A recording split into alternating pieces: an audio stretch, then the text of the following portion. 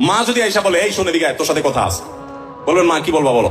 এবার মাকে যদি বলেন যে বাবা তোর বউ এই এই বলছে, এই এই করছে, সে কি এটা করতে পারে, কত বড় সাহস, তোর গলায় ধরে দিয়ে মরা উচিত।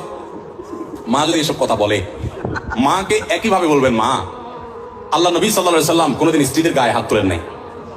ইসলামে যদি বউ পিটানোর নির্দেশ থাকতো তো আজকে ঠ্যাং উপর দিক বাইন্দা আমি পিটাতাম। আমার হাতটা শুধু বাইন্দা রাখছে ইসলাম। আল্লাহ রসুল কোনোদিন স্ত্রীদের গায়ে হাত তোলেন না হলে মা এত বড় সাহস, এরকম কথা সে বলতে পারে। যা কি বলছে না বলছে সেটা পরে, আপনি বিচার বিশ্লেষণ না করতে গিয়ে উপস্থিত ওই জায়গাতে সামাল দেওয়ার চেষ্টা করবেন। কথা কি বুঝতে পারছেন? আপনার এই আচরণ শোনার পর আপনার মা কি বলবে জানেন?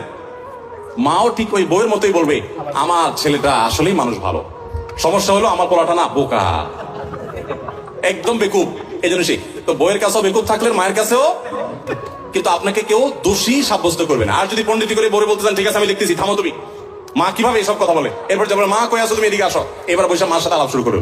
ওখানে বাঁধবে একটা ইউক্রেন রাশিয়া যুদ্ধ, বিশাল কাণ্ড হয়ে যাবে। ওই কাণ্ড করার পর বউয়ের কাছে আইসা যদি মনে করেন যে বউয়ের জন্য মার সাথে ঝগড়া করছি, বউ মনে খুশি হবে, জীবনও খুশি হবে না, জীবনও খুশি হবে না। যতই করেন বউরে খুশি করতে পারবেন না, কোন একটা প্যাঁচ বাঁধবেই এবং কোন একটা ফাঁক বের করবে। আর মা তো না খুশি হয়েছেই। আবার মায়ের হয়ে যদি বলেন এই তুমি কত বড় সাহস, আমার বোন কি করলে, ভাইরে কি করলে, মারে কি করলে, দেখবেন আরেক যুদ্ধ পাচ্ছে। এই জন্য এগুলোর খুব বেশি পণ্ডিতি না করে যথাসম্ভব একটু কূটনৈতিক আচরণ করে, একটু চালাকি করে, একটু বোকা সেজে সমাধান করার চেষ্টা করবেন। আবার সব সময় এই পলিসি অবলম্বন করবেন না। এখন মুশকিল হলো শিখাই দিলে মহিলারাও এগুলো শুনে ওয়াজ, তারাও শিখা যায়। এবার মহিলারা ঘরে গেলে বলে যে না পলিসি তো আগে থেকে জানা, তুমি বোকা সাজতেছ। তখন আপনি একেবারে মানে সিরিয়াস বোকা, শুধু ওই মুহূর্তের জন্য, সবসময়ের জন্য বোকা। আসলে ঘরে যারা যত বেশি বোকা থাকে তারা তত বেশি সুখে থাকে।